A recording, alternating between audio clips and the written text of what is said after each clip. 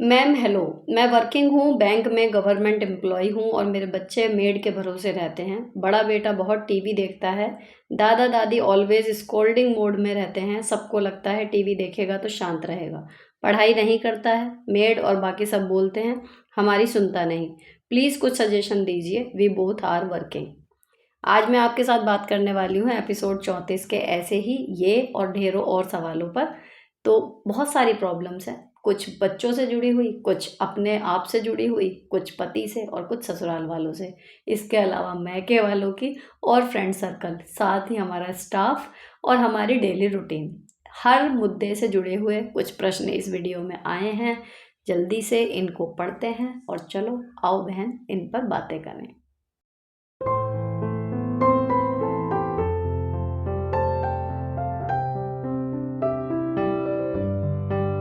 देखो, ये जो क्वेश्चन आया था कि हम दोनों वर्किंग हैं और बच्चा मेड के भरोसे रहता है। बहुत सारे ऐसे पेरेंट्स हैं जो दोनों वर्किंग हैं और जब वो ऑफिस में होते हैं तो उनका बच्चा मेड के भरोसे रहता है। आपके ग्रैंड पेरेंट्स बच्चे के साथ हैं, ये भी एक प्लस पॉइंट है। लेकिन वो स्कोल्डिंग मोड में रहते हैं और अपना पीछा छुड़ाने के लिए उसको टीवी में बैठा देते हैं, अपना पीछा वो छुड़ा लेते हैं। ठीक, अब जो सारी चीज़ें मिल के इम्पैक्ट पड़ रहा है तो वो बच्चा बात नहीं सुन रहा, ये वाली बात है। इलाज क्या है? जितनी स्थिति बिगड़ गई सो बिगड़ गई। अब आपको स्टैंड लेना पड़ेगा। जब आप वहाँ से आ जाती हैं जॉब पर से वापस, उसके बाद अगर अभी आप आधा घंटा या 1 घंटा बच्चे को दे रही थी, आपको उस टाइम को बढ़ाना पड़ेगा कैसे भी करके। इस टाइम ये आपकी टॉप प्रायोरिटी में आपको रखना पड़ेगा, चाहे आपको खाना बनाने वाली तक रखना पड़े। जब दोनों वर्किंग हैं तो इतना पैसा है, अफोर्ड कर सकते हो। अगर कोई उससे ज़रूरी काम आ गया तो आप हेल्प लीजिए, ठीक है ना, सर्वेंट्स की। और अपने बच्चे के साथ मैक्सिमम टाइम बिताइए, क्योंकि अभी आपको ये जो टाइम आप बिताओगे ना, अभी आपको लगेगा कि मुश्किल हो रहा है। लेकिन अगर अभी भी आपने ये मुश्किल चीज़ नहीं आगे बढ़ के सुधारने की शुरुआत की, तो आगे जाके फिर आपका और आपके बच्चे का बॉन्ड और जो उसकी पर्सनैलिटी में चेंजेस आ रहे हैं, जो उसके लिए प्रॉब्लम क्रिएट करेंगे, वो बढ़ते चले जाएंगे। तो आपको भी, आपके हस्बैंड को भी बारी बारी से, दोनों एक साथ उसके सिर पे मत बैठो और सडनली आप अभी तक अभी टाइम बिता नहीं रहे थे, एकदम आप हेलीकॉप्टर बन जाओगे उसके सिर पे घूमोगे तो भी अजीब हो जाएगा। लेकिन मान के चलो कि अगर अभी आप 1 घंटा दे रहे थे तो आप दो दोगे। 1 घंटा अगर फ़ोन के साथ लगे लगे उससे बात कर रहे थे तो अब आप इंडिविजुअल केवल उससे बात करोगे, केवल उसके लिए टाइम निकालोगे और उसकी सुनोगे, अपनी कम कहोगे। क्योंकि वो सारा दिन डांट सुन रहा है, टीवी देख रहा है और अब उसको डांट का असर नहीं हो रहा, उसको सुनाई नहीं दे रही बातें, कोई क्या कह रहा है। वो एक कान से सुन रहा है, दूसरे से निकाल रहा है। तो अब आपको स्टैंड ये लेना है कि अब आपको उसके साथ जो टाइम बिताना है ना, मैक्सिमम बातें उसकी सुननी है कि वो क्या कह रहा है।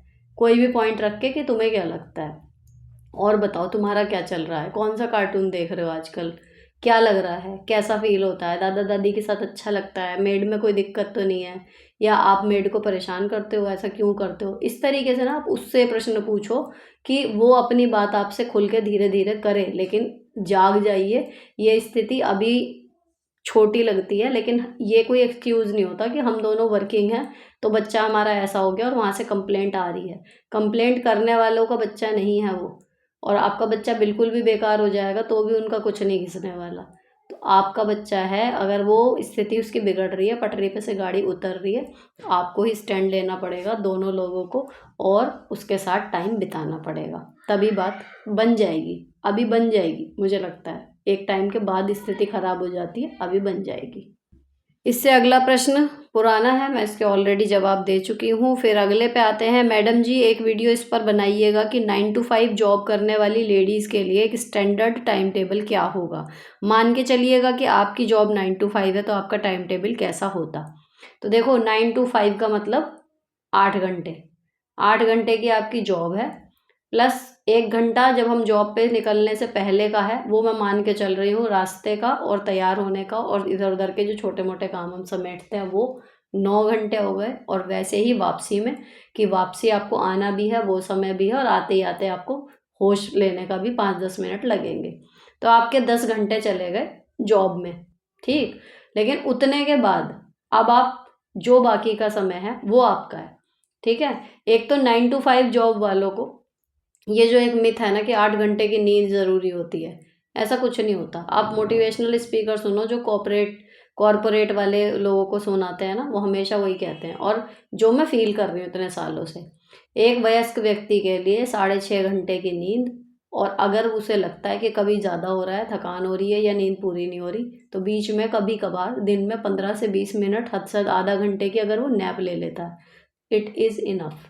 आपका सिस्टम काम कर जाएगा बॉडी का आराम से, आप बिना थके बाकी के 15-16 घंटे जो भी आपके पास बचे हैं, आप उसमें काम कर लोगे। पहली चीज़ तो अब आपके पास जो बचे हैं ना 8 घंटे के बाद, आपकी 8 घंटे की जॉब, 2 घंटे वो निकल गए 10, इसके बाद आप 8 घंटे की नींद नहीं लेंगे, पहली चीज़ तो ये हो जाएगी, ठीक है?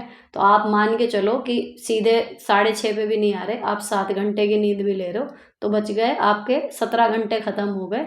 अब 17 के बाद आपके 18, 19, 20, 21, 22, 23, 24, 7 घंटे बचे हैं फिर भी आपके पास। ऐसे सोच के देखा करो। और 7 घंटे में से अगर आपने 1-1 घंटा तीनों मील भी बनाए, वैसे तो आप वर्किंग हैं तो लंच और ब्रेकफास्ट आप दोनों एक साथ बनाओगे, 1 घंटे में बनेगा, तो आपके 2 घंटे कुकिंग के आपने निकाल दिए, रात का डिनर और वहाँ का, ठीक है? अब आपके पास बच गए 5 घंटे। 5 घंटे में आप घर की सफाई, इसके अलावा कपड़े, ठीक है, बच्चों को पढ़ाना, ये 3 मेन काम आपके बच जाते हैं। बर्तन के लिए, झाड़ू पोछा करने के लिए अगर आपने मेड लगा ली, आपका वो काम भी कम हो जाएगा। तो आपके पास मेन काम बच्चों को पढ़ाना, उन्हें देखना, खाना बनाना, ये 2 काम रहते हैं। बाकी चीज़ों के लिए लोग मेड लगा लेते हैं अगर उनके वर्किंग आवर्स इतने ज़्यादा हैं, ठीक है ना? तो आप ये मान के चलो कि जब हमारी 8 घंटे की जॉब होती है ना, वो 8 ही घंटे की होती है, लेकिन उससे जो हम थक जाते हैं, मुद्दा वहाँ ख़राब हो जाता है। उसकी वजह से हमारे जो आने वाले जो बाकी के 8 घंटे के अलावा जो हमारे पास बचे हैं ना 16 घंटे, उनका हम यूज़ नहीं कर पाते कि हम थक गए, हम थक गए। तो ये हम थक गए वाली दिमाग से निकाल दो। ऑफ़िस में अपना कंफर्टेबली कपड़े भी पहनो, जूते भी पहनो, पानी पीते रहो, वर्किंग मोड में रहो, कभी बैठो, कभी चलते रहो, कभी बैठो, कभी चलते रहो, ताकि वो 8 घंटे एग्ज़ैक्टली 8 ही घंटे आपके खर्च करे। ऐसा ना हो काम आप 8 घंटे करके आए हो, थक के आए हो ऐसे कि वो बाकी के 16 घंटे भी जो आपके बचे हैं ना, वो आप यूज़ नहीं कर पाते। यहाँ दिक्कत होती है। दिक्कत लंबे वर्किंग टाइम से नहीं होती है, दिक्कत होती है कि जहाँ पे जितना देना है वो तो दिया ही दिया, साथ का ऊपर का फ्री भी टाइम वहीं के लेके अब तो हम थक गए। तो अपना स्टैमिना बढ़ाओ, थोड़ा वर्किंग मोड में रहो, थोड़ा दिमाग को ये सेट करके रखो कि सिर्फ 8 घंटे काम करके आई हूँ, बाकी के 16 घंटे मेरे हैं और वो मैं लेके रहूँगी। थकान ये वो करके उसकी वजह से मैं खाली, फिर तो आप नौकरी के मतलब के रह जाते हो, सिंपल बात ये है। मैं ये नहीं कह रही कि जो जॉब कर रहे हैं कि अपने ऊपर तरस मत खाओ ये वो, लेकिन अगर आप अपने ऊपर तरस खाने के चक्कर में जॉब से आने के बाद कुछ भी काम करने लायक नहीं रह रहे, तो सिंपल सी बात, आप मोटा सा हिसाब लगाओ कि आप काहे के लिए जी रहे हो, जॉब करने के लिए जी रहे हो, कि जितनी एनर्जी है वो सब आपने नौकरी में लगा दी। अब आपके पास अपने लिए, अपने जीवन जीने के लिए टाइम ना बचा, ना एनर्जी बची, तो आप कर क्या रहे हो, काहे के लिए कमा रहे हो फिर?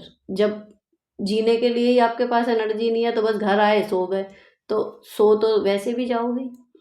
बात ये सोच के चला करो ना। तो अपने, अगर हमें अपने आप में ये चुल मच गई कि भाई मतलब मैं वहाँ से आके अगर थकी जाऊँगी तो मैं जीऊँगी कैसे, या कब मैं करूँगी अपने लिए चीज़ें जो करनी है मुझे, तो अपने आप एनर्जी आएगी। और अगर आप ये कर रहे हो कि जॉब करके आप दूसरे पे कोई वो कर रहे हो फेवर, तो फिर ये भाई मैं तो काम करके आई हूँ, जैसे आदमी होते हैं ना कि आए हम तो काम करके आए हैं, थक गए, बस वो पड़े हैं, फ़ोन देख रहे हैं, टीवी देख रहे हैं, कोई मतलब नहीं घर में काम कराने का, तो वही होता है कि हम तो कमा के आए हैं। तो अगर हम ये सोच के पड़ जाएंगे कि हम कमा के आए हैं, हम तो थक गए, तो आप सच में थकोगे। अगर आप ये सोच के आए हो कि एक बेहतर ज़िंदगी के लिए मैं काम करके आई हूँ, अब उस बेहतर ज़िंदगी को जीने का टाइम है, जब मैं ऑफिस से एक्चुअली आ गई, तब आप कर जाओगे उस काम को, और फिर आप देखना अपनी एनर्जी भी मेंटेन रहेगी, काम भी कर पाओगे, थकोगे भी नहीं, और जॉब में भी अच्छा परफॉर्म करोगे, क्योंकि अब जो उससे पैसा आ रहा है उसका आप एक्चुअल यूज़ कर पाओगे। ये आया है जॉइंट फैमिली से, मुझे ऐसा लग रहा है कि मैं पहले जवाब दे चुकी, पर मे बी ये किसी और ने भेजा हो, क्वेश्चन सेम हो, कि जॉइंट फैमिली में रहते हैं, पति पैसे नहीं देते, मेरी जेठानी को देते हैं, तो क्या कर सकते हैं, मेरा एक बेबी बॉय है 1 ईयर का। हो सकता है जेठानी के घर में होल्ड वाला स्थिति हो कि वो मुखिया हों और वो एक जगह पैसे खर्च करके घर चला रही हूँ, इसलिए उन्हें देते हैं। बाकी आप अपनी जेब खर्ची के लिए, एक छोटा बच्चा मेरे पास है, कुछ पैसे जो भी मेरे हिस्से के बनते हैं मेरे पर्सनल खर्चे के लिए, वो प्लीज़ आप मुझे दे दिया करो। नहीं तो अगर वो जेठानी को देते हैं तो आप जेठानी से सीधे मांग लो, लेकिन अपने पति से कहते रहो, क्योंकि लॉजिक बनता नहीं। अगर वो आपके पति हैं तो आपकी जेब खर्ची देना उनकी ज़िम्मेदारी है। घर खर्च के लिए भले वो जेठानी को दे रहे हैं कि चलो जॉइंट फैमिली है, लेकिन हर एक का कुछ पर्सनल खर्चा भी होता है, तो वो उन्हें देना चाहिए। उनसे कहते रहो। बाकी जब तक वो नहीं मानते तो आप जेठानी से कह दो कि भाभी या दीदी जो भी कहते हो कि मेरे को 1 महीने के शुरू में ही जो भी आपको पैसे देने हैं ना वो दे दिया करो। छोटा बच्चा है, बार बार मांगने में मेरे को भी लगता है अच्छा भी नहीं लगता, ये देते रहे इसके पापा। इस तरीके से कह के आप उनसे ले लिया करो अभी। लेकिन हाँ, अपने पति से कहते रहो आराम से कि भाई मुझे उनसे लेना पड़ता है, अच्छा लगता नहीं। दूसरा ऑप्शन ये है कि अगर पंगे लेने हैं कि अगर नहीं दोगे तो मैं खुद कमाने जाऊंगी, तो कहीं जॉब पकड़ लो, मत दो पैसे, मैं अपने कमा लूंगी, ये वाली बात होती है।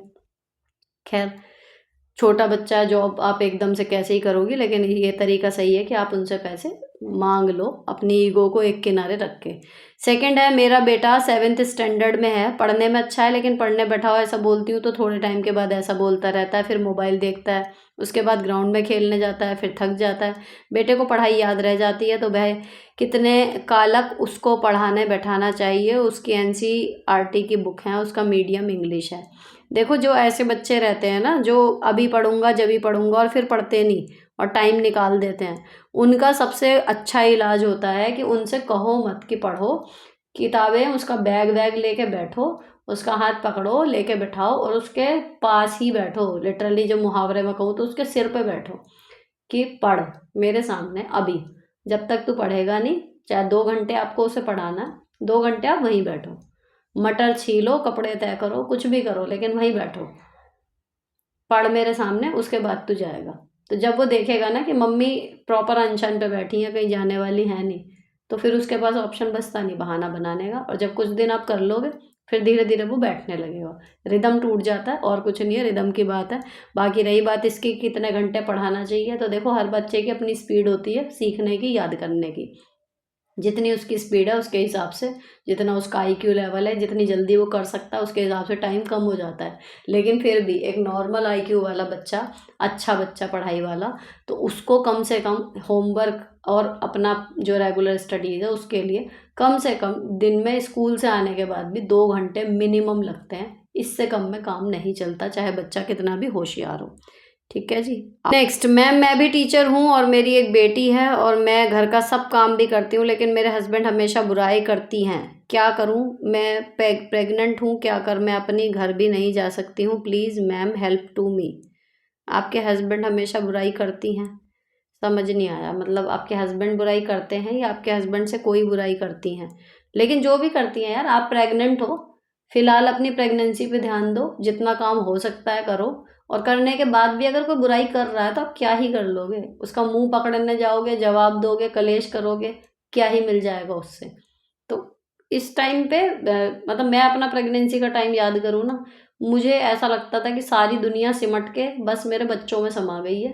मुझे किसी चीज़ से कोई फ़र्क नहीं पड़ता था, सिर्फ मेरा ध्यान कॉन्टिन्यूस उसी पे रहता था कि मेरे बच्चे ठीक रहें, ये मुझे खाना है, ये करना है, ये दवाई लेनी है, फलां एक्सरसाइज करनी है, बस ये खाने से बच्चे को फ़ायदा होगा। सिर्फ यही ध्यान था और कुछ नहीं। तो आप अपने बच्चे में ध्यान लगाओ इस टाइम। जो बुराई कर रहे हैं, अपने कर्म खराब कर रहे हैं, वो ऐसे समय पे आपको दुख देके, तो आप उन पे ध्यान मत दो। मैं तो आपको यही सलाह दूंगी। नेक्स्ट, मैम मेरी ननद जब पैसे की ज़रूरत हो तभी बात करती है, वरना बात भी नहीं करती। जून में लड़ाई करके गई थी कि मेरी सासू माँ को हम अच्छे से नहीं रखते, तब से बात नहीं कर रही थी। अभी पैसे की ज़रूरत पड़ी तो फ़ोन किया। मेरे पति कहते हैं कि भगवान ने हमें देने वाला बनाया है। सासू माँ भी हर महीने की अपनी पूरी तनख्वाह नंद को ही देती हैं और रहती हमारे पास हैं। इतनी बूढ़ी भी नहीं है, फिर भी कोई काम नहीं करती। मैं बीमार रहती हूँ, मुझसे तो पूछती भी नहीं है। ना ही मेरे बच्चों को और ननद को खांसी भी हो जाती है तो उन्हें टेंशन हो जाती है। कभी कभी तो मुझे बहुत गुस्सा आता है। पति कहते हैं कोई बात नहीं, मैं 2 बच्चे और भाई से भी हैं, हमारे यहाँ सारा काम अकेली करती हूँ। अच्छा, भैंसे भी हैं, सारा काम अकेले करती हूँ, क्या करना चाहिए?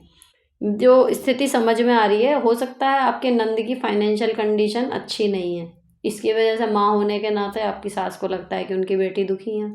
ठीक है, बाकी जो बेटी और बहू में फ़र्क है वो सार्वभौमिक है, उसका कुछ हो नहीं सकता। लेकिन आपको जब ये है कि आपकी तबीयत ख़राब है, तो आप मुंह से खुद काम कह सकती हो कि मम्मी आज मेरी तबीयत नहीं सही है। और जब सही नहीं है पता है क्या होता है, तबीयत सही नहीं है, हम एक तरफ कह रहे हैं, लेकिन हमने देखा कि किसी ने हेल्प नहीं करी हमारी, है ना, या फिर किसी ने काम किया और मुंह बना लिया या गुस्सा दिखा दिया। अब हमने क्या किया, दूसरे टाइम या उसी टाइम 1 घंटे बाद हमारी तबीयत सही नहीं थी, लेकिन फिर भी हम खड़े हुए, हमने गुस्से के मारे या डर के मारे जैसे भी हो, और हमने खाना वाना बना लिया, काम कर लिया सारा।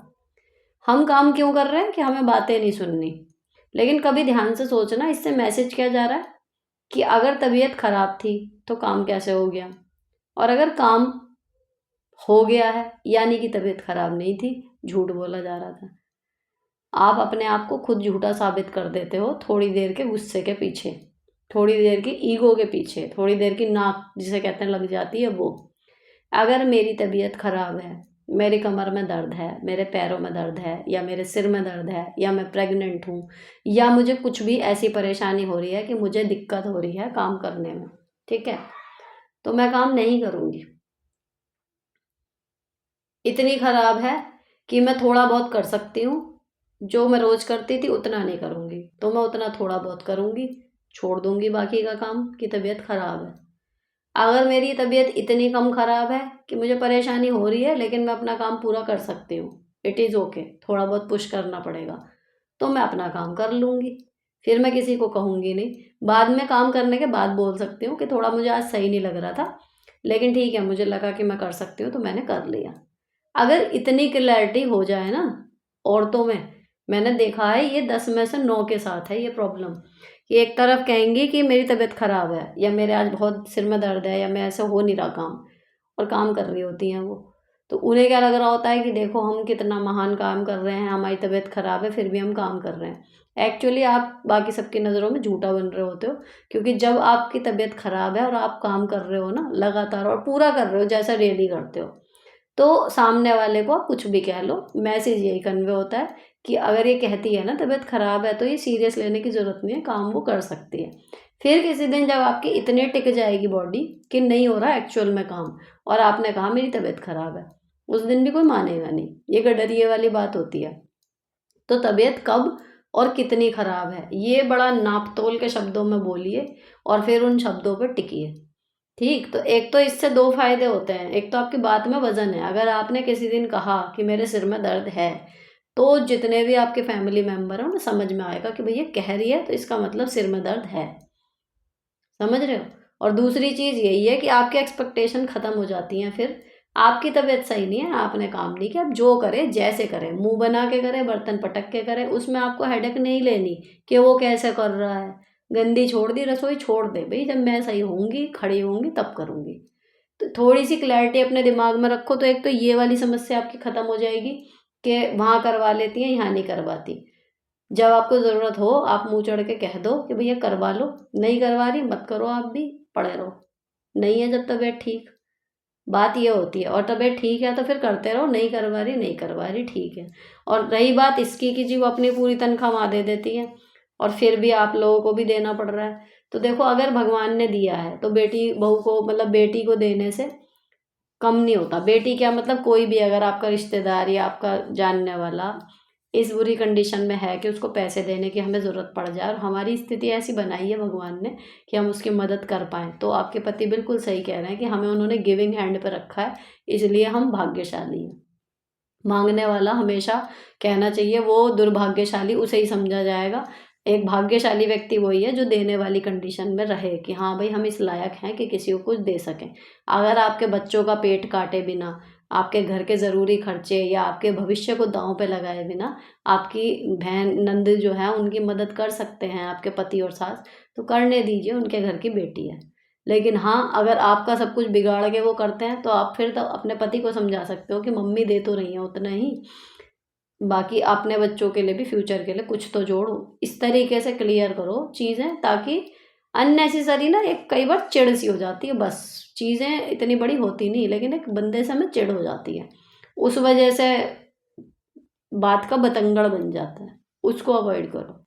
दीदी मेरी मदर इन लॉ 6 ईयर्स से बेड पर हैं। मुझे उनकी सेवा में कोई प्रॉब्लम नहीं है, बट जब कहीं जाना होता है तब मेरी नंदें मना कर देती हैं कि इस वजह से मैं कभी कहीं भी उदास हो जाती हूँ। क्या करूँ? कोई रास्ता बताएं, मैं अकेली बहू हूँ, मदर इन लॉ को अकेले नहीं छोड़ सकती।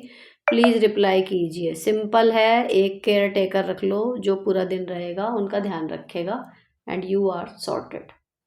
परिवार से भी, पति से भी एक औरत ही क्यों सबके रहे, गलती भी वही कर रहे हैं, हम इज्जत देखते रह जाते हैं, कोई क्या कहेगा सुनेगा तो उन लोगों का मन बढ़ता जाता है। पति छोटे छोटे बात पर नाराज़ हो जाते हैं, सबको ड्रामा दिखाते हैं, साथ में मेरी बेइज्जती करके रख दिए हैं, जाकर कंपनी में सोएंगे नहीं, आएंगे प्राइवेट को बताएंगे, जो नहीं भी बताने वाली है। फिर इन लोगों का शुरू हो जाता है। मुझे लग रहा है इनका पहले भी आया था और मुझे ढंग से समझ में नहीं आया था। अभी जो इसमें भी मुझे समझ में आया है वो ये हुआ है कि मतलब इनके पति नाराज़ हो जाते हैं और ये सोचती रह जाती हैं कि क्या करें, और कोई देखेगा सुनेगा तो क्या कहेंगे। देखो इसमें सारी बात वही होती है कि इज्जत रखने की जिम्मेदारी मेन डाल दी गई है सोसाइटी के द्वारा औरत पे। जिस दिन औरत बर्दाश्त करना छोड़ देती है उस दिन घर की इज्जत तमाशा बन के रह जाती है, ये तो फैक्ट है। ठीक है, लेकिन अगर हमारे लिए हमारे अपमान जो है वो बर्दाश्त करने से ऊपर जा रहा है तो फिर ये ठेका हमारे ऊपर थोपा गया है, हमने खुद नहीं लिया था। तो हम स्वतंत्र हैं ये कहने के लिए कि अगर आप तमाशा कर रहे हो तो करो, लेकिन हम उसे देखने के लिए बाध्य नहीं है। तो जब आपके पति बिना मतलब की बात पे नाराज़ हो सकते हैं तो आप स्पष्ट शब्दों में मना कर सकते हो कि मुझे ड्रामे मत दिखाओ, मैं नहीं लूँगी ये सब चीज़। अगर आपने सीधे ये नॉर्मल टोन में इतनी सी बात ये कह दी ना कि देखो जो करना है करो, मुझे ड्रामे मत दिखाओ, मुझसे नहीं होगा, मैं नहीं हैंडल करूँगी ये सब चीज़ें, जाके जो देखता हो अब तक देखता है उसको दिखाओ, मुझसे ये चीज़ें नहीं होंगी, मुझसे बात करनी है तमीज़ से करो।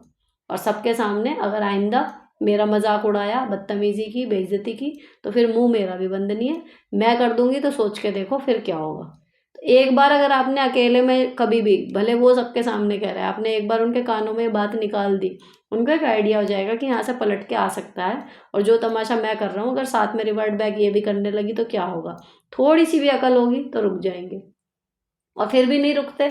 दो तरीके हैं, या तो कन्फ्रंट कर लो, एक बार कर लो तमाशा, नहीं करना है सिंपली ईयरफोन लगाओ, जब वो अपने मोड में होते हैं सुन के इधर से निकालो, बिल्कुल ऐसे। ये टैलेंट अगर आप में डेवलप हो गया ना कि सामने से कोई बोल रहा है हम पे असर ही नहीं हो रहा, तो यकीन मानो आपकी लाइफ बिल्कुल सॉर्टेड हो जाएगी, फ़र्क ही नहीं पड़ेगा। और जब आप पे फ़र्क नहीं पड़ेगा ना तो बोलने वाला अपने आप चेंज होना शुरू हो जाता है कि भाई इससे कहने सुनने में फ़र्क नहीं। उन्हें भी मज़ा तभी आ रहा होता है जब आप रो रहे होते हो, झींच रहे होते हो, परेशान हो रहे होते हो, आप बेइज्जती सह रहे हो, परेशान हो रहे हो उसको सुन सुन के, उन्हें और मज़ा आता है इंसल्ट करने में। जब आप पे फ़र्क नहीं पड़ता ना तो वो कुछ दिन तो उस चीज़ की डिग्री बढ़ाते हैं, फिर वो शांत हो जाते हैं, ये होता है। अगला देखो, हेलो मैम, मैं भी एक टीचर हूँ और मेरे हस्बैंड मुझसे बात में रोका टोकी करते हैं, जबकि मैं सारा काम खुद से सही ढंग से करती हूँ, टाइम पे करती हूँ, लेकिन उनके एक काम को भी देर हो जाए तो वह कहते हैं कि स्कूल छोड़ दो, स्कूल मत जाओ, और अगर मैं कुछ ना करूँ तो वह मुझे खर्चे के लिए भी परेशान कर देते हैं। मैं क्या करूँ मैम, प्लीज़ एडवाइस दीजिए। देखो सिंपल सी ट्रिक है जो मैं हमेशा कहती हूँ ना, प्रायोरिटी। अब आपको पता है नौकरी करना आपके लिए ज़रूरी है, हस्बैंड का इतनी अथॉरिटी है कि वो परमिशन देंगे तो आप करोगी, नहीं देंगे नहीं करोगी, प्राइवेट जॉब होगी या जो भी है। जब वो ये है कि उनके किसी काम को लेट हो जाए तो तमाशा होता है, तो भाई सारे काम टांगो खूंटी पे, पहले उनके सारे काम पूरे करके दो। जैसे छोटा बच्चा होता है ना, सूसू पोटी कर रहा है या उसको दूध चाहिए, दवाई चाहिए, माँ क्या करती है, घर साफ हुआ नहीं हुआ, अपने बाल बने नहीं बने, पहले उसको टाइम पे सब चीज़ देगी ना, क्योंकि वो प्रायोरिटी है। तो आपके छोटे बच्चे की तरह आपका पति है कि भैया इसकी सारी चीज़ें पहले टाइम पे करो, नहीं तो ये टेंट्रम दिखाएगा। तो ऐसे ठीक, हर एक की लाइफ की अलग सिचुएशन है, नौकरी आपको करनी है, उसके लिए अगर यही शर्त है कि कुछ हो या ना हो इनके काम टाइम पे होने चाहिए, तो भले जो काम घर के हैं ना उनको थोड़ा आगे पीछे एडजस्ट कर लो, उनके सारे काम टाइम पे उन्हें करके दो, तो ये इरिटेशन उनकी ख़त्म हो जाएगी और आपका पीछा छुड़ेगा कि करूँ नहीं करूँ, करूँ नहीं करूँ। सारे काम परफेक्ट मत करो, जो ज़रूरी है उनको शांत रखना वो पहले कर लो बस। अगला प्रश्न है मायके से रिलेटेड। हेलो दी, पहले तो आपको थैंक्स कि आपने चैनल स्टार्ट किया, अपने मन की बात किसी से कहने का कोई ज़माना नहीं है, मैं तो अपने मन की बात अपने भगवान से करती हूँ और आज आपसे शेयर कर रही हूँ। दीदी मेरे सवाल मेरे मायके को लेकर है। मेरी जो भाभी है वो दुनिया के सामने बहुत अच्छी बनती है लेकिन वो बहुत ही चालाक है। मेरे भाई भी वही करता है जो वो कहती है। मैं अपने मायके में कभी भी इंटरफेरेंस नहीं किया। मेरा भाई मुझसे 8 साल छोटा है, लेकिन मैं उसके सामने बोल नहीं सकती। मेरे पापा की 3 साल पहले डेथ हो गई थी। मेरे पापा की पेंशन मम्मी को मिली, लेकिन मेरे भाई ने मम्मी के साइन करवा लिए और पेंशन अब उसके हाथ में ही होती है। वो मम्मी के हाथ में एक पैसा भी नहीं देते। अगर मम्मी ने कहीं जाना भी होता है तो उनसे किराया भी मांग कर जाती हैं। वैसे उनकी मेडिसिन, कपड़े उनको ला कर देता है, लेकिन उनके हाथ में पैसे नहीं देते। भाभी को ये लगता है कि मम्मी के हाथ में पैसे देंगे तो वो अपनी बेटी को देती रहेंगी, लेकिन मैंने कभी भी उनसे कुछ नहीं मांगा। मैं तो उनसे कभी ये भी नहीं पूछा कि पेंशन कितनी है और तुमने अपने नाम क्यों करवाई। जब मेरे पापा होते थे तो हम जब भी जाते थे बच्चों को कभी खाली हाथ नहीं जाने देते थे। मेरी मम्मी को यही फील होता है कि मेरे पास पैसे हों तो मैं बच्चों को दूँ। मैं मम्मी से कहा भी कोई बात नहीं, लेकिन वो मन भर लेती हैं। मैं अपने भाभी से एक बार प्यार से बात की, मम्मी को मंथ के 500 रुपये ही दे दिया करो, लेकिन उन्होंने नहीं दिए। मेरी भाभी तीज त्योहार तो देती हैं, लेकिन मैं उसके जितना नहीं दे पाती, वो भी मुझे फ़ील करवाया जाता है। मैं उनको कुछ बोल भी नहीं सकती। मेरी मम्मी अगर फ़ोन पर मुझसे कोई बात भी करती हैं तो फ़ोन पर रिकॉर्डिंग लगा देते हैं। एक बार मेरी मम्मी ने मुझसे कहा कि मुझसे ज़्यादा काम नहीं होता, तो मैंने कहा कि आपसे जितना होता है उतना कर लिया करो। मेरी भाभी ने ये रिकॉर्डिंग भाई को सुना दी। तब भी मेरे भाई ने मुझको कहा कि मम्मी तो मेरे पास हैं, उनको तो मुझे संभालना ही पड़ेगा, लेकिन मैं तुझसे कोई रिश्ता नहीं रखूँगा। तब तो मैंने जैसे तैसे बात संभाल ली, लेकिन दीदी आप बताओ अब ऐसे रिश्तों से कैसे डील करें जिन्हें हम छोड़ भी नहीं सकते? प्लीज़ रिप्लाई ज़रूर करना। देखो यहाँ पर ना ऐसे प्रश्न अक्सर आते हैं। यहाँ पर बेटियाँ क्या गड़बड़ कर रही होती हैं मैं आपको बताऊँ। हम अपने माँ-बाप के माँ-बाप बनने की कोशिश कर रहे होते हैं। आपकी मम्मी ने आपको और आपके भाई को जन्म दिया है। अभी तक आपके पति जो पापा थे, वो थे, उन दोनों ने मिलकर वो गृहस्थी चलाई, आपकी शादियाँ की। तो वो कोई बच्ची नहीं है, ठीक है ना? अगर उनके पेंशन पे साइन करवा के उन्होंने अपने हाथ में पेंशन ले ली आपके भाई ने, अब वो टेक्निकली जो-जो चीज़ें चाहिए वो सब वो कर रहे हैं। आपके तीज त्योहार दे रहे हैं, माँ को कपड़ा, दवाई वगैरह जो चाहिए वो दे रहे हैं, ठीक है? तो लेकिन उनका क्या है कि हाथ में पैसे नहीं देंगे, उनको लगता है कि वो अपनी बेटी को दे देंगी। तो उनको ये गलत नहीं लग रहा। आपकी मम्मी हर बार आपके सामने यही कह के परेशान हो रही है ना कि भई पापा थे तो बच्चों को खाली हाथ नहीं जाने देते थे, तू खाली हाथ जा रही है, तो ऑब्वियसली उनके हाथ में पैसे आएँगे। वो आपके बच्चों को देंगी शगुन के तौर पे और वो आपके भाई-भाभी को लग रहा है भारी कि भई ये आएँगी तो इन्हें देना पड़ेगा, ठीक है? यहाँ पर आपके भाई-भाभी थोड़े से गलत हैं, मैं मान रही हूँ। थोड़े से क्या मतलब गलत हैं ही कि पैसे उन्होंने दबा लिए और अब वो लिमिटेड खर्चा दे रहे हैं, बाकी वो अपना जो भी है बचा रहे हैं, ठीक है? लेकिन कल को एक तो आपकी अगर मम्मी कभी बीमार-वीमार होंगी तो जिस हिसाब से चल रहा है, अभी जो कंडीशन है, आपके भाई-भाभी उनका करेंगे, इलाज वगैरह जो भी है, ठीक है? केवल बात इतनी है कि वो उनके हाथ में पैसे नहीं देते, कहने से भी नहीं दे रहे। यहाँ पे गलत क्या होता है, लड़कियाँ खुद आगे कि मम्मी को आप पैसे दे दिया करो। मुझे ये नहीं समझ में आता लड़की क्यों कह रही है? मम्मी के मुँह में ज़बान नहीं है। मैं थोड़े हार्श वर्ड यूज़ कर रही हूँ, लेकिन वो माँ-बाप हैं, उन्होंने हमें पैदा किया, हमारी शादी की, अब वो थोड़े बूढ़े ही तो हो गए हैं। तो वो ये नहीं कह सकते कि भई तुझे मैंने पेंशन साइन करके दी थी, इसलिए दी थी कि तू मेरे को 10-10 रुपए देने के लिए भी तू ही मेरे हाथ में रखेगा। भई उनका बेटा है, तो वो कह सकती हैं, उनका अधिकार है। अगर वो नहीं कह रही, तो ये उनका अपना डिसीज़न है। अब आप उनकी तरफ से जाएँगी कहने, तो वो देंगी या नहीं देंगी, लेकिन आपका और आपके भाई-भाभी का रिश्ता ज़रूर खराब हो जाएगा और देखो वो हो भी रहा है। ठीक है ना? तो आप ना अपनी मम्मी को कहो, ना कुछ कहो, लेकिन जब आपकी मम्मी ये आपसे कह रही है कि भई मुझे दुःख हो रहा है और मेरे पास पैसे नहीं होते, तो आप सीधे कहो कि मम्मी आप ही का तो पैसा है या जो भी, चलो आप ये भी मत कहो, ये भी फिर नेगेटिव जाएगा। आप सीधे कह सकते हो कि तो भाई से बोल दो ना कि पैसे दे। अब आपकी मम्मी क्यों नहीं बोल रही? बात ये होती है। एक पहले का भी एक ऐसे ही आया था कि पापा का ध्यान नहीं रख रहे मम्मी के जाने के बाद। एक और आया था कि अब पापा नहीं है, वो मम्मी का ध्यान नहीं रख रहे, सही से पेश नहीं आते, मेरी मम्मी दुखी हैं। अरे आपकी मम्मी दुखी हैं, आप ससुराल में क्यों दुखी हो रहे हो उनके लिए? आपकी मम्मी उस घर में रह रही हैं, वो उस घर की मालकिन हैं। बहू के आने के बाद माना कि बहू ने घर सँभाल लिया। लेकिन हम अपने आप को इतना अपंग बना लेते हैं। मैं यहाँ पे बूढ़े लोगों की बात कर रही हूँ जो रिटायरमेंट के टाइम पे हैं। इतना ना किसी पे आश्रित होने की ज़रूरत होती नहीं है। आप अपने में इतने सक्षम हो, अगर आपकी पेंशन आ रही है, सब कुछ आ रही है, आप पूरी पेंशन दे रहे हो, केवल क्या, उनको भी देखो यहाँ से वो दिमाग से सोचते हैं कि कल को बीमार होऊंगा, कुछ होऊंगा तो ये लोग देखेंगे, या 2-3 टाइम का खाना बना बनाया मिल रहा है, वो इस कच्चे लालच में आके बच्चों को ज़रूरत से ज़्यादा सिर पर चढ़ा लेते हैं। लेकिन एक लिमिट होनी चाहिए बड़ों के सम्मान की और बच्चों को आज़ादी देने की।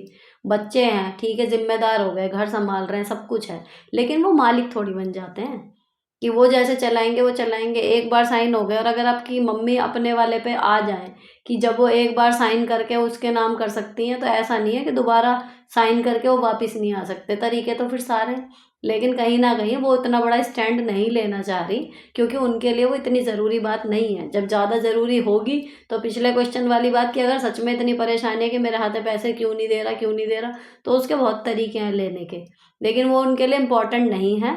वो सिर्फ आपके साथ बैठ रही हैं, तो वो एक बात शेयर कर रही हैं, उन्होंने कह दी, आपने सुन ली, आप अपने घर, मम्मी अपने घर, भाई भाभी के साथ। अभी वो उनके कपड़े दवाई वगैरह का ध्यान रख रहे हैं, इट इज़ ओके। आपके तीज त्योहार दे रहे हैं, इट इज़ ओके। भूल के भी उनके बीच में आप पड़ो ही मत, मैं तो ये सलाह दूंगी, अगर आपको अपने पीहर से रिश्ते ठीक रखने हैं तो। और अगर भाई भाभी को बिल्कुल अगेंस्ट करके आपको अपनी माँ के हाथ में पैसे दिलवाने की वो है कि मैं दिलवा के छोड़ूंगी, तो फिर वो एक अलग तरीका होता है। लेकिन रिश्ते भी स्मूथ चलते रहें और आप किसी के हाथ में आए हुए पैसे भी उससे छीनोगे ना, तो ये होता नहीं। अब आपके भाई भाभी ने जो पेंशन वो हड़प ली है, वो इतनी आसानी से छोड़ेंगे नहीं, और जितनी बात करोगे उतना वो आपको ही आउट कर देंगे पिक्चर से, होगा यही। तो अगर आपकी मम्मी के लिए इतनी बड़ी बात है ना, तो आपकी मम्मी को चाहिए कि वो खुद बात करें। आप उनकी तरफ से बात करोगे तो वो सारे रिजल्ट जो हैं वो गलत ही आएंगे। Hello my lifestyle motivational, my inspiration, health coach, more talented, caring, loving and my heart. आपके लिए जितना बोलूँ उतना कम। आप बहुत रियल हो, मैं आपके 2 साल से फॉलो कर रही हूँ, आपके तीनों चैनल देखती हूँ, आपसे बहुत कुछ सीखने को मिला है। Thank you so much, thank you so much to you too for this much love. Next, hello दी, मैं एक, इनका खैर मैं नाम बता दूं, मेरो कान्हा नाम से इनकी आईडी है। हेलो दी, मैं एक उलझन में हूँ, आप समझ सकती हैं, ये मुझे पता है। ठीक, अभी क्या है, मैं एक गवर्नमेंट टीचर हूँ बिहार में, 2 साल हो गए मेरी जॉब को, क्योंकि मैं 8 साल से अपनी फैमिली के साथ रहती थी। अचानक जॉब होने के बाद फैमिली से दूर दूसरे डिस्ट्रिक्ट में रहती हूँ। पतिदेव, बेटा जी की 7 इयर्स की है, बेटे की एज होगा 7 इयर्स है। सास ससुर सब साथ रहते हैं, मेरा मन नहीं लगता, रोना भी बहुत आता है, पर जॉब भी छोड़ना नहीं चाहती हूँ। पति की जॉब प्राइवेट है, वो माता पिता के साथ ही रहना चाहते हैं, हम बस छुट्टियों पर ही मिल पाते हैं। दूर रहने की वजह से जो फ्रस्ट्रेशन है, मिलने पर लड़ाई में बदल जाती है। क्या करूँ, कुछ समझ में नहीं आ रहा, please help me the please. थोड़ा सा अपना मन पक्का करो यार, जॉब बड़ी चीज़ है, अगर मिल गई है तो थोड़े दिन है, जब तक ट्रांसफ़र नहीं होता तब तक, या फिर इतने पैसे जोड़ लो कि जहाँ पर जॉब है अगर आप वहाँ पर घर वर बनाओ, जो कुछ भी है वो तो थोड़ा सा मन पक्का करो। जब हम दूसरे डिस्ट्रिक्ट में फॉर्म भर रहे हैं तो हमें पता होता है कि हम जाएंगे वहाँ जॉब करने, रहना भी पड़ेगा। हर परिवार में अलग अलग तरीके से फिर इसकी व्यवस्थाएं बनती हैं। अगर हस्बैंड की भी जॉब पक्की होती है तो वो अलग रहते हैं, ये अलग रहते हैं। कई बार घर की कोई मतलब सासू माँ या बहू की अपनी मम्मी वो रह लेती हैं, तो वो बच्चों को अपने पास रख लेती हैं, हर घर की अलग कहानी है। लेकिन आपको अपना मन पक्का करना पड़ेगा। फ़ोन पे बात करो, वीडियो कॉल करो। और ये जो सबसे गलत बात है कि जब इतने दिन बाद मिल रहे हो तो वो फ्रस्ट्रेटेड हो रहे हो, क्योंकि फ्रस्ट्रेटेड क्यों हो रहे हो, आप चाह रहे हो कि आपके पति आपके पास आके वहाँ पर रह लें, वो रह नहीं रहे, तो वो भी अपनी जगह अपने बेटे का होने का फ़र्ज़ निभा रहे हैं। तो कहीं ना कहीं जब आपने जॉब के लिए अप्लाई किया, और देखो उनकी वो बात है कि कितने आप क्वेश्चन यहाँ पे सुन रहे होंगे ना कि जॉब करने ही नहीं दे रहे, तो उन्होंने अपने घर पे पता है फ़र्क पड़ेगा, लेकिन फिर भी जॉब आप कर रहे हो, वहाँ पे जाके रह रहे हो, तो आपको ग्रेटफुल रहना चाहिए उस चीज़ के लिए। ये दिक्कतें कुछ सालों की हैं, ख़त्म हो जाएंगी, लेकिन जॉब परमानेंट है, वो रहेगी, और उससे आपके लाइफस्टाइल को अच्छा करने में बहुत मदद मिलेगी। तो अपना थोड़ा सा प्रैक्टिकली सोचो और इतना मन कच्चा मत करो। जॉब मिली है उसे भगवान की नेमत समझो, और जो टाइम मिलता है छुट्टियों में जब भी आप मिलते हो उसको फुल्ली इंजॉय करो, बजाय उस टाइम को झगड़े में निकालने के। अच्छे से रहो। ये है हेलो दी, मेरी जॉब 9 to 7 है, बट जब मैं शाम को ड्यूटी से आती हूँ घर का काम भी करना होता है, मेरे अंदर इतनी हिम्मत नहीं होती कि घर का काम करूँ, प्लीज़ हेल्प मी। तो इस विषय पे मैंने अभी बात कर ली है। थोड़ा सा स्टेमिना बढ़ाओ, एक्सरसाइज करो। मोस्ट इम्पॉर्टेंटली जब ऑफिस में रहते हो तो अपनी बॉडी को मूव करते रहो। खाना पीना अपना खाते रहो जैसे घर में खाते हो। पानी खूब पियो। आधे घंटे बाद उठ के घूम लो, एक जगह बैठे मत रहो। तो आप एक्टिव मोड में रहोगे। और कंफर्टेबल फुटवेयर पहनो, कंफर्टेबल कपड़े पहनो। ऐसा ना हो कि जॉब पे जाने के टाइम पे ऐसा कुछ पहन लिया कि आके हाँ थक गए, है ना। तो वो चीज़ अवॉइड करो। तो जॉब के 9 से 7 है ना, तो वो 9 से 7 पे सिमट जाएगी। उसके बाद का सारा टाइम आपका, ये मान के चलो। अभी अगला आता है, हेलो दी, मैं 3 साल से आपकी बताई हुई बातें फॉलो करती हूँ। Live life easy channel job वाली लेडीज़ के लिए बेस्ट है। मैं भी गवर्नमेंट टीचर हूँ। मेरे पति देवर जेठ सब टीचर, ससुर प्रिंसिपल, रिटायरमेंट हो चुके हैं। दी मैं 10 साल साझे में रही। घर वालों ने जैसा कहा वैसे ही किया। जॉब करते हुए भी मैं घरवाली से ज़्यादा काम करती थी ताकि कोई ना कहे कि जॉब का घमंड है। लेकिन कभी कोई बदली बड़ाई नहीं मिली। दी मेरे ससुर ने ज़मीन ली और हम दोनों से 20 लाख का लोन लिलवाया, लेकिन ये कह के रिटायरमेंट पे तुम्हारा लोन पूरा करवा देंगे। और एक दिन कह दिया कि कल से तुम न्यारे पैसों की कही तो बोले सजे साझे में दिए थे, क्या हो गया, सब देते हैं। मेरे पति कुछ नहीं बोले। मैंने कहा अगर ऐसी बात थी तो जेठ देवर से ही बराबर लेना था, वो भी तो जॉब में है। तो बोले तुम 2 कमाते हो, उनकी एक जॉब है, ज़मीन तो तीनों में बटेगी। तो फिर मेरे से लोन नहीं लेवाना था। और दोनों देवर जेठ को नए मकान बनाकर दिए। हमें 35 साल पुराना घर दे दिया। बोले दोनों कमाते हो, बना लेना, रहने को तो अभी है ही। दी आप बताओ, मेरे 2 बेटे हैं, उनको एक एक बेटा है। कल मेरे बच्चे मुझसे पूछेंगे आप 10 साल कमाए फिर भी आपके पास कुछ नहीं, तो क्या जवाब है मेरे पास। साझे में काम भी किया, पैसों से भी गई। मेरे पति कुछ नहीं कहते, बोलते हैं तो पापा की ही सोच लेना चाहिए, बेटे तो बराबर हैं। और फिर न्यारे हुए 3 साल हो गए। अब भी हम ही से फाइनेंशियल उम्मीद लगाते हैं हमसे, फिर भी मना नहीं हो पाता। लेकिन अपने बच्चों के फ्यूचर के बारे में सोचती हूँ तो टेंशन हो जाती है कि इतना करने के बाद भी हम ही बुरे हैं क्योंकि पैसे देने को कहा दिया। अब आप बताओ, क्या मैं ससुर से कहूँ कि हमारे पैसे का हिसाब करो, हमें लोन भी तो चुकाना है, प्लीज़ सजेस्ट। बिल्कुल कहिए। पैसों का हिसाब किताब जितना आप कर रहे हो, जो आपको फ्रस्ट्रेशन हो रही है वो बेकार की नहीं है। लेकिन इसमें लड़ाई बचाने की और अब जो सॉर्टेड करने वाली बात है वो ये हो सकती है, जितना गया उसे मान के चलो कि किस्मत में नहीं था, लुटा दिया। ठीक है, अब कैडे हो जाओ। अब आप अलग हो गए, अपना अपना हिसाब करो। दोनों जॉब में हो ना, इसी बात का ताना होता है कि दोनों जॉब में हो, ये भी कर लोगे, दोनों जॉब में वो भी कर लोगे। सोच लो 10 साल हमने नहीं कमाया, इसके अलावा कोई और सब्र करने का तरीका नहीं है। लेकिन अब अपना एक एक पैसा सही से जोड़ के इन्वेस्ट करो तरीके से, ताकि उन जो 10 साल का आपका ज़ीरो हो गया उसकी भी पूर्ति हो। ये आप बिल्कुल सही कह रहे हो कि कल को बच्चे ये कहेंगे। सेम थिंकिंग मेरी थी कि सब बच्चों की चाची ताई बुआ सब लोग घर पे रह रही हैं, केवल मेरे बच्चों की माँ हूँ मैं जो बाहर जा रही है कमाने। और कल को अगर मेरे बच्चों को कोई एक्स्ट्रा चीज़ उनको नहीं मिल रही, जो उनके कजिन्स को मिल रहा है वही सारी चीज़ें उन्हें वो कर पा रहे हैं अवेल, तो कल को वो ये नहीं कहेंगे कि हमारी दोनों मतलब कमाई थी, हमारे दोनों पेरेंट्स बाहर जा रहे थे, तो हमें क्या एक्स्ट्रा मिल रहा है। भाई हमें भी तो घर में माँ चाहिए थी जो हर टाइम पे हमारे लिए अवेलेबल रहती। तो ये चीज़ आती है। आप हिसाब ना लगाओ, आपके बच्चे ज़रूर लगाते हैं। यहाँ आप बिल्कुल भी गलत नहीं हो, आपकी सोच यहाँ पर बिल्कुल मुझसे मैच होती है कि आप बिल्कुल भी गलत नहीं सोच रहे। बड़े होके बच्चे सब हिसाब लगाते हैं कि हमारे माँ बाप दोनों कमा रहे थे, चाचा एक कमा रहे थे, फिर भी उनका घर हमसे बड़ा कैसे है। उनके घर में या उनके लिए उनके स्कूल या उनकी चीज़ें, उनके कपड़े, एक एक चीज़ बच्चे नोट करते हैं। और इट इज़ ऑब्वियस आपके केस में जो हो गया सो हो गया। ठीक है, अब जो वो लोन है वो वाला जो चुकाने वाला है वो ऑलरेडी आपके गले में घंटी बंधी हुई है। ठीक, तो पता है ये कंडीशन आई थी एक बार, और आपने तो लेने के बाद अब आप पछता रहे हो कि हस्बैंड कुछ नहीं बोले। आपको बोलना चाहिए था क्योंकि फंसा आप भी रहे हो उसमें। ठीक है ना। दूसरी चीज़ वो होती है कि साझे में दे दिया, अब वो लोन आपको चुकाना ही पड़ेगा, उसका कोई ऑप्शन नहीं है।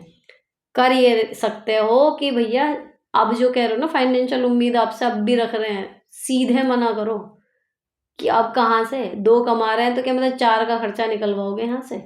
एक बार 2 टू बोल दो, मतलब क्या है, 2 कमा रहे हो, 2 कमा रहे हो, 20 लाख का लोन जो मेरी जान को छोड़ रखा वो कौन चुकाएगा। एक जने की कमाई से तो वही चुक रहा है।